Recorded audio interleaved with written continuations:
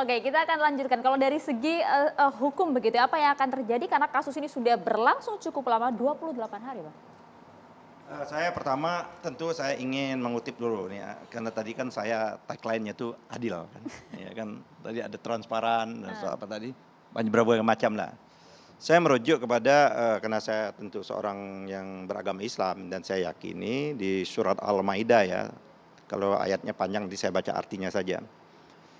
Ayat Al-Maidah 8 ini adalah memerintahkan hai orang-orang yang beriman, hendaklah kamu jadi orang-orang yang selalu menegakkan kebenaran karena Allah menjadi saksi dengan adil dan janganlah sekali-sekali kebencian kamu terhadap sesuatu kaum mendorong kamu untuk tidak berlaku adil.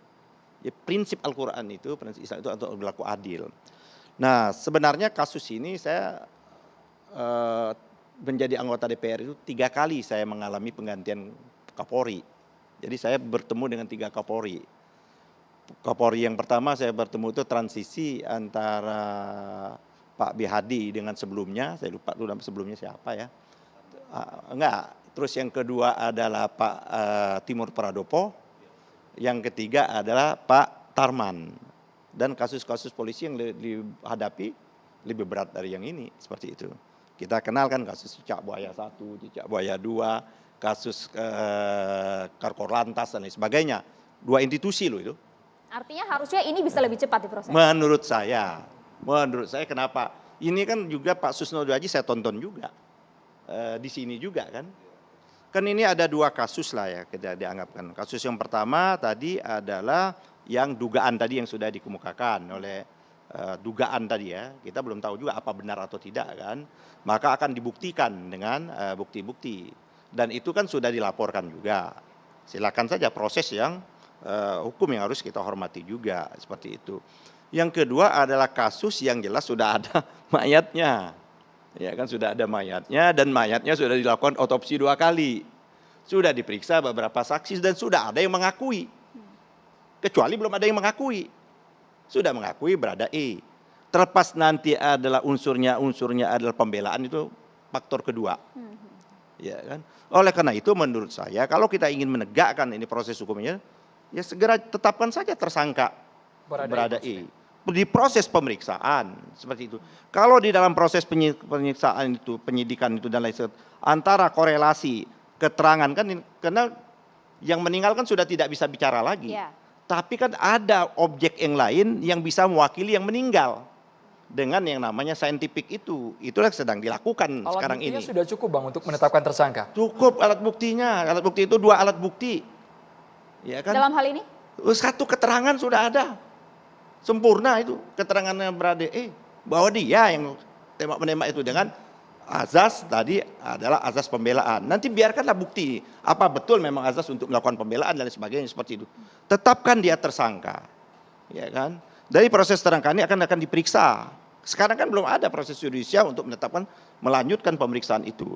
Baru dikonfirmasi apakah betul keterangan berada ini berkesesuaian dengan keterangan-keterangan saksi-saksi yang lain. Bersesuaiankah dia dengan bukti-bukti yang lain, berkesesuaian dengan fakta-fakta yang lain, itu biarkanlah proses penyidikan.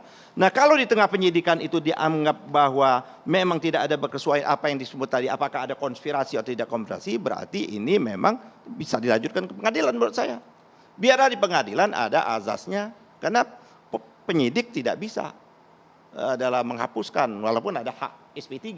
Biarlah pengadilan yang memutuskan bahwa dia melakukan itu adalah karena unsur pembelaan diri. Dugaan Pak Yani, wilayah kenapa pengadilan status lah tersangka- yang menyatakan benar atau tidak. Pak Yani, Mengapa ini memakan waktu lama? dugaan Anda kenapa masih Saya katanya kenapa kira-kira harus bertanya kepada polisi kenapa memakan waktu lama. Tapi Sudah seperti ini. 25 hari lebih. Tapi dugaan Bapak kenapa belum ada status tersangka? Nah itulah yang saya sekarang juga bertanya-tanya kenapa ya seperti itu. Ya kan kalau saya Komisi 3 saya bisa tanya kepada Kapolri, saya tanya ini kenapa lama barang ini. Apa sih membuat barang ini menjadi lama? Oke. Seperti itu. Bang Andreas, harusnya klien Anda yang dijadikan tersangka. Sebentar dulu sebelum ini.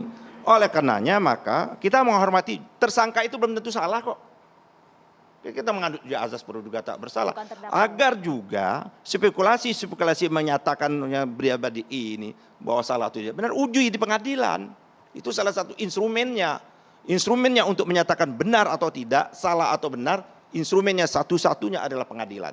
Kalau kita percaya negara ini negara hukum, bukan negara jalanan seperti itu loh. Atau kita mau street justice. Kan tidak, kita tidak inginkan.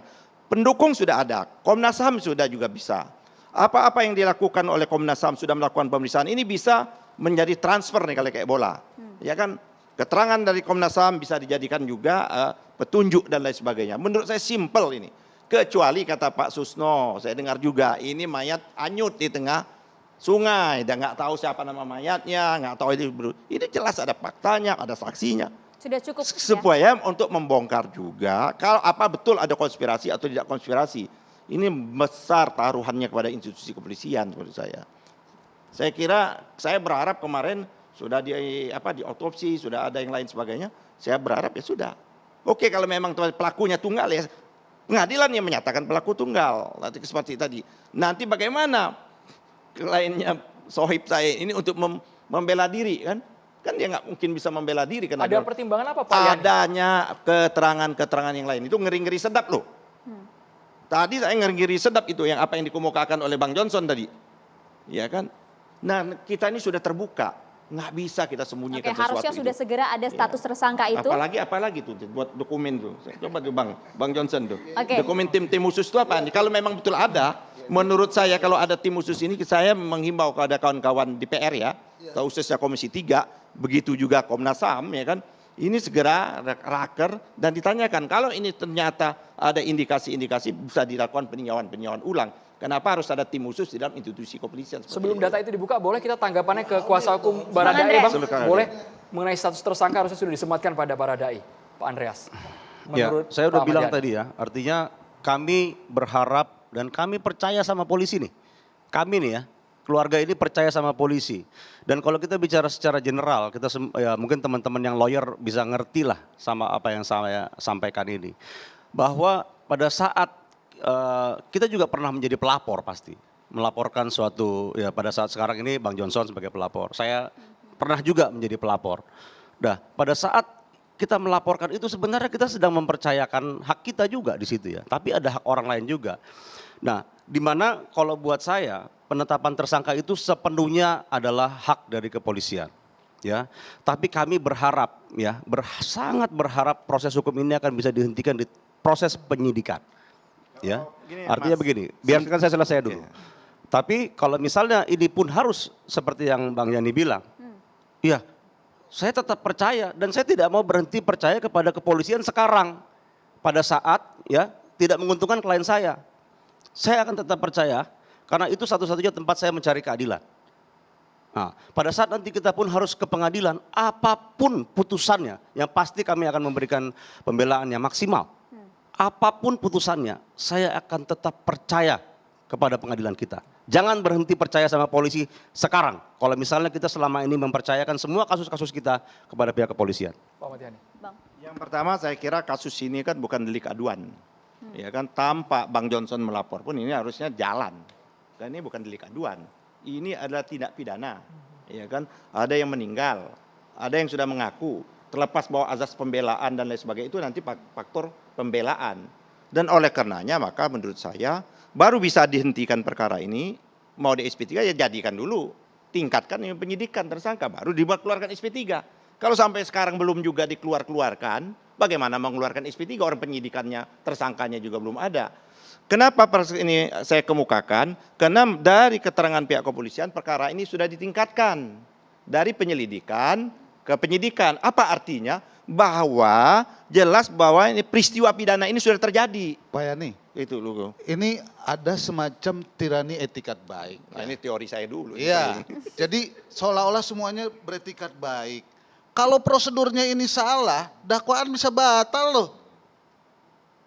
Ya, kita bisa bilang di sini percaya pada polisi, percaya pada jaksa, percaya pada pengadilan, Komnas HAM kan juga mengawasi, percaya Bang. pada Komnas HAM. Ya kalau prosedurnya, lah, gini loh, ya, kita ngomong yang benar-benar aja lah. Ya, Bener ini, Bang. Kompolnas mengawasi dan mengawal olah TKP-nya. Kalau ini beres, saya kira nggak usah dikawal lama-lama nih, nggak usah dikawal lama-lama.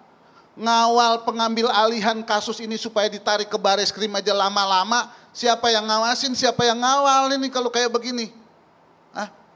itu juga salah satu yang menimbulkan keruwetan. Selain ada tuduhan-tuduhan yang juga sudah dimunculkan, ini harus dievaluasi ini tim khusus ini. Data Anda berdasar Ya, tidak itu? ya ini ada SK-nya, Johnson? ya duitnya, senjatanya semua evaluasi nih bagaimana. Makanya sekarang ada tindakan kan, oh diberhentikan juga sebagai ketua tim khusus.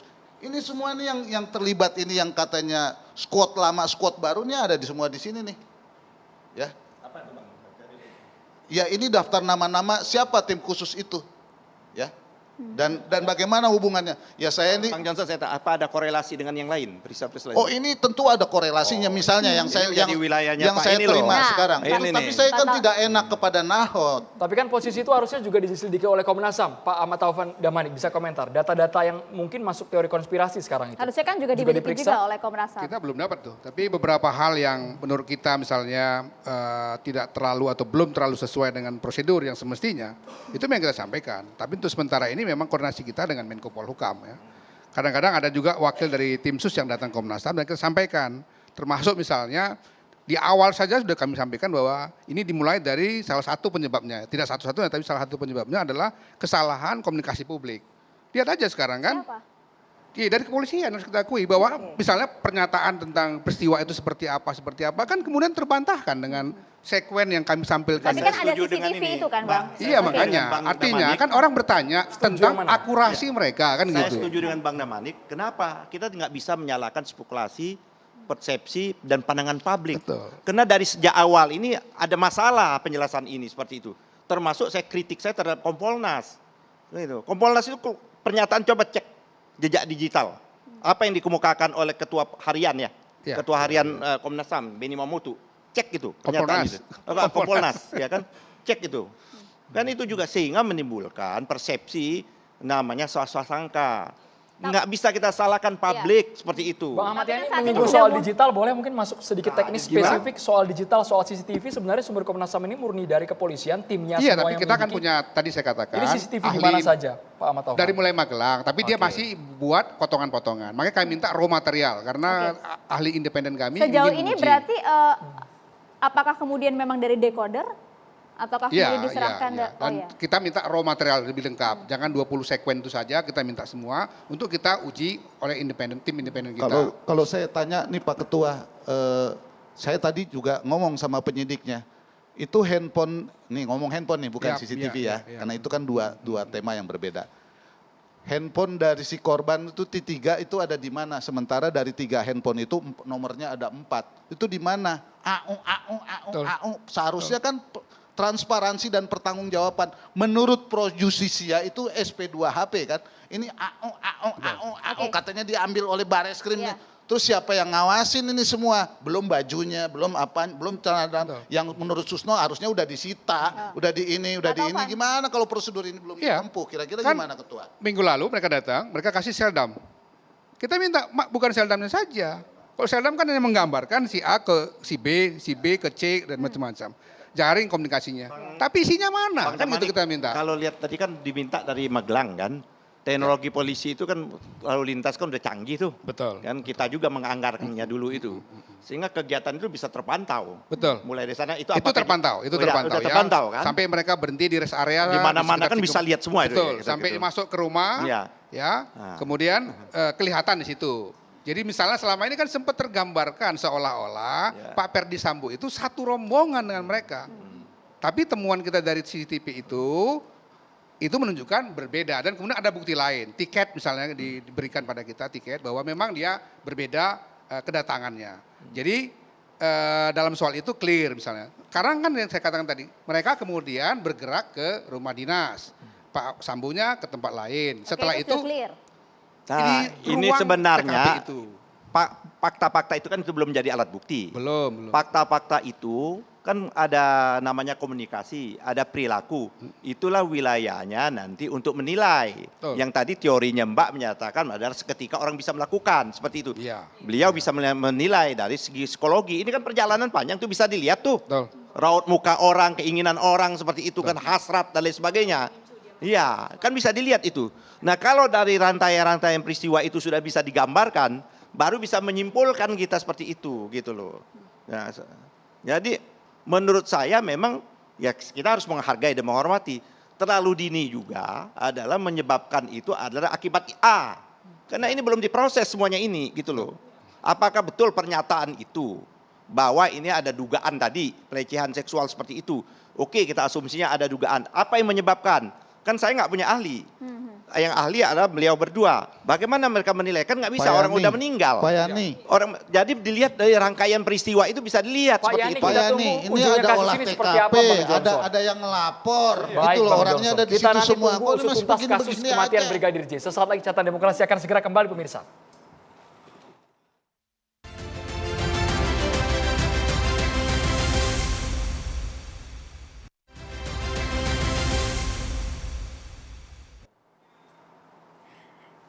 Iya, Saat Pak. ini, Silakan. ini Andrew. gara-gara pengen masih dialog semua nih narasumber. Masih seru. Tadi ngobrolnya masih panjang, tapi kita sudah sampai di penghujung. Ini ada Syekh Muhammad Jabir ya.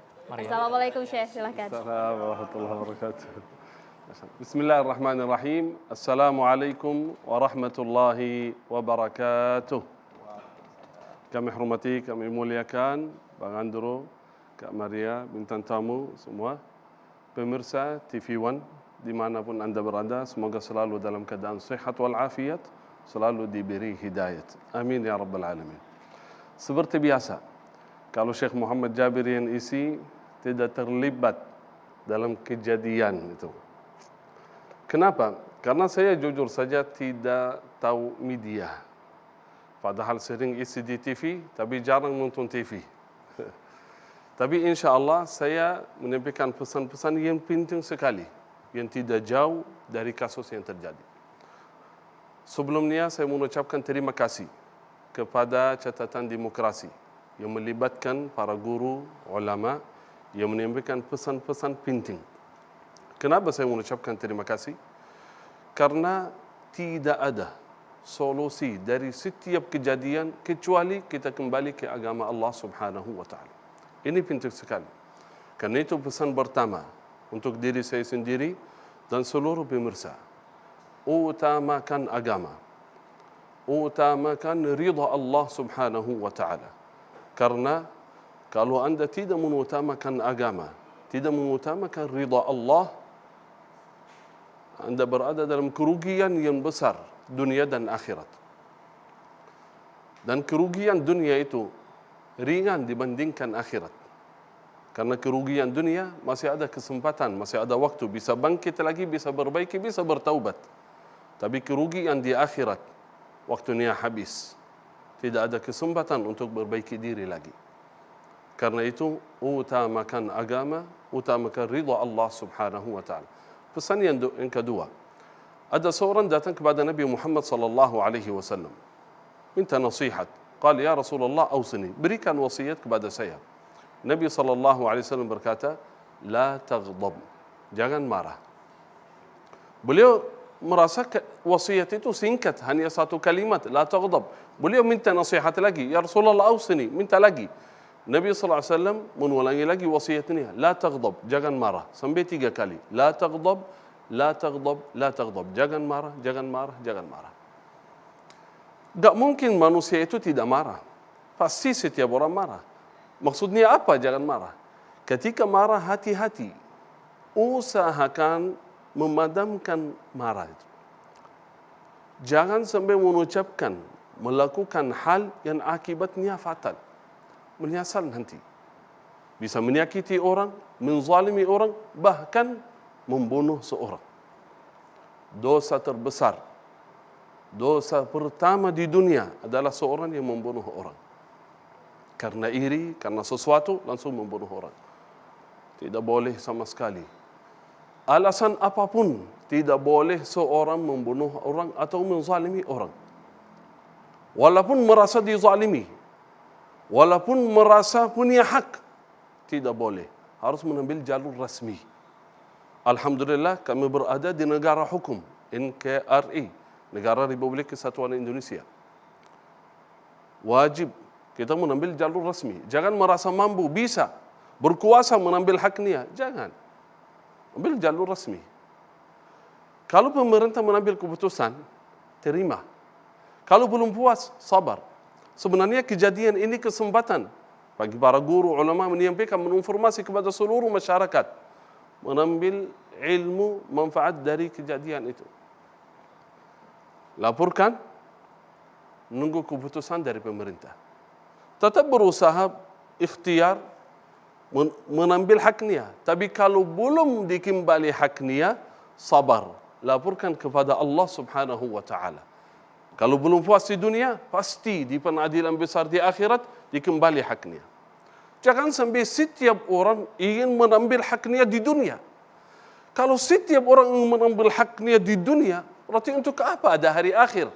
Untuk apa ada hari kiamat, hari pembalasan? Karena itu, sabar. Walaupun merasa dizalimi, sabar. Pasti di akhirat dikembalikan haknya. Ada pesan dari seorang ayah kepada anaknya. An takhruja minad dunya mazluman khairul laka an takhruja zaliman. Keluar dari dunia dizalimi lebih baik daripada menzalimi. Karena kalau dizalimi, yakin di hari akhirat dikembalikan haknya. Kalau menzalimi, balasan Allah bagi seorang zalim adalah api neraka. Na'udzubillahi min dzalik. Barakallahu fikum.